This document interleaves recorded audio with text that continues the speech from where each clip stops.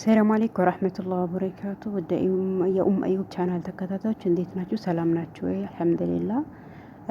አጠር ምጥናለች የሆነ ምክር ብጤ ልበላችሁ እና ይዤላችሁ ብቅ ብያለሁ። ሰብስክራይብ አላረጋችሁ ሰብስክራይብ፣ ላይክ፣ ሼር አድርጉ። እሺ እሱ ምንድነች? እሺ ውብ የሆነ ህልም ይኑራችሁ፣ ውብ የሆነ ህይወት ትኖራላችሁ። ምን ነው በእርግጠኝነት ህልም አንድ ሰው ህልም ማለት አንድ ሰው ህልም ማህለም ይችላል። መሰለን ብዙ ነገር ማቀድ ይችላል።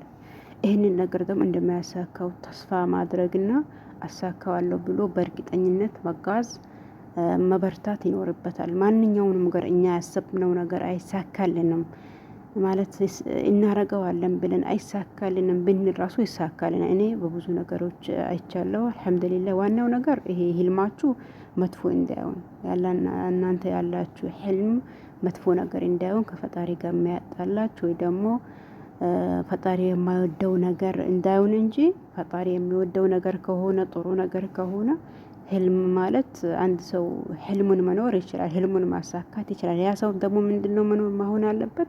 በጣም መበርታት፣ ጠንካራ መሆን፣ አሳካዋለሁ ብሎ በኮንፊደንስ ሁሌም ማሰብ፣ ሁሌም መትካት፣ መጣር፣ ያንን ህልሙን ለመኖር መጣር አለበት። ይሄን እላችኋለሁ።